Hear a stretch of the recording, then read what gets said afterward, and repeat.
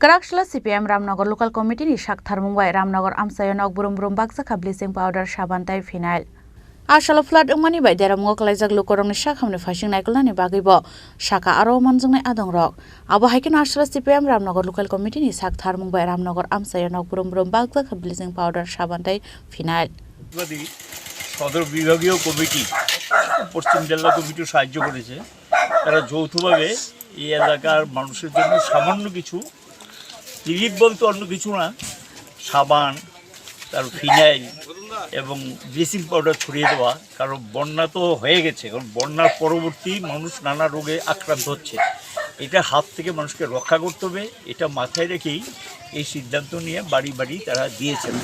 আমাদের সঙ্গে ডাক্তার ইন্দ্রজিৎ পাল ছিলেন, উনি অনেকগুলো রুগীকে দেখেছেন, চিকিৎসা করেছেন এবং তাদেরকে সবটা না হলেও অধিকাংশ ওষুধ উনি নিজেই ব্যবস্থা করে দিয়েছেন। আমাদের দিক থেকেও সাহায্য আমরা করেছি যতদূর সম্ভব।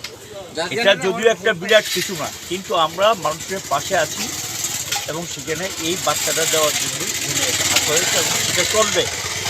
এই কর্মসূচি আমাদের চলবে। এবার ফ্লাডের সময় ছিল আমাদের কর্মীরা বাড়িঘরের মানুষের সঙ্গে সম্পর্ক রেখেছে, কিন্তু ফ্লাডে যে ড্যামেজড হয়েছে এর থেকে বিরাট স্তম্ভ। ইতিমধ্যে রাজ্য সরকারের কাছে আমরা অনুরোধ করেছি, এখন তো রাজনীতি করার সময় না, আমরা এই নিয়ে রাজনীতি করতে চাই না, কিন্তু আমাদের বক্তব্যগুলো মানুষের যে দাবিগুলো কালকে মুখ্যমন্ত্রীর যে মিটিংটা ছিল মিটিং আমরা তুলে ধরেছি যে প্রয়োজনীয় ত্রাণ সামগ্রী পৌঁছাতে হবে এবং স্বাস্থ্য পরিষেবাকে আরও উন্নত করতে হবে এবং যাতে বন্যার পরবর্তী পরিস্থিতিতে মানুষ নানা রোগে আক্রান্ত না হয়, এগুলি প্রিভেন্টিভ মেজার, আগাম ব্যবস্থা যেটা সেটা নিতে হবে এবং যারা চিকিৎসকের দল টিম তৈরি করে পাঠাতে হবে। আর যারা বন্যায় ক্ষতিগ্রস্ত, আমি দেখলাম এখানে বিরাট অংশের জায়গা এগ্রিল্যান্ড কৃষিকাজ করে একদম শেষ। এখন ইমিডিয়েটলি যদি তাদেরকে রোপণ করার মতো চারা না দেওয়া হয় বা বীজ না দেওয়া হয়, তারা কিন্তু এই ফসলটা করতে পারবে না। এটা হলো তাদের মেইন ফসল, এটার উপর তাদের জীবিকা নির্ভর করে। এবং এখানে দেখলাম কৃষি জমিগুলো অস্তিত্বই নেই, প্রায় শেষ, এগুলো বিপর্যস্ত। চাষ করেছিল, ধান লাগিয়েছিল, ধানগুলো সব পলি চাপা পড়ে গেছে। মানুষ বলছে যে এটা একটু আপনারা দেখুন। আমরা সরকারের কাছে কালকে বলেছি যে যাতে যথাযথ ব্যবস্থা নেয়। এবং এখানে দেখা যায় কাটাখালেরও যে অবস্থাটা আমরা দেখলাম যে এক্ষুনি কাটাখালটাকে পরিষ্কার করা দরকার, কারণ প্রচুর জিনিস এখানে ধরে জলটা অবস্ট্রাক্টেড হচ্ছে আর পরিবেশটাকেও খারাপ করে দেয়। কাটাখালটাকে মিউনিসিপ্যালিটিকে, পুর নিগমকে সেখানে সদর্থক ভূমিকা নিয়ে কাটাখালটাকে পরিষ্কার পরিচ্ছন্ন করা ব্যবস্থা যেটা সেটা নেওয়ার দরকার আছে বলে আমরা মনে করি।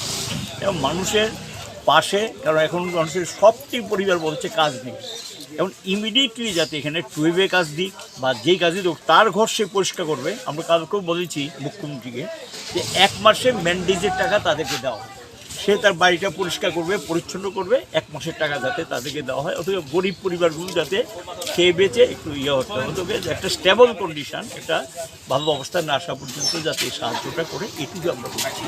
আমরা সরকারকে সহযোগিতা করতে চাই, সাহায্যের হাত বাড়িয়ে দিয়েছি এবং সরকারের পাশে আমরা আছি। সরকারকে ত্রাণ সামগ্রী দেওয়াটা সমগ্র বিষয় নিয়ে, এবং সরকার যাতে সেখানে সদর্থক ভূমিকা নেয়, এটি আমাদের অনুরোধ থাকবে সরকারের কাছে। এবং এই আবেদন আমরা আগেও রেখেছি, আজকে এবং কিছু সামান্য সামগ্রী নিয়ে আমরা মানুষের কাছে গিয়েছি। আমরা তো আমাদের এখন তো আমরা সরকারে নেই, যতদূর সম্ভব মানুষ থেকে এটা সংগ্রহ করে দিয়েছে। আমরা মানুষ থেকে সংগ্রহ করে কিছু কিছু মানুষকে সাহায্য করা যায় কিনা এই কর্মসূচিটি আজকে নেওয়া। ব্যুরো রিপোর্ট, চিনি খরাং।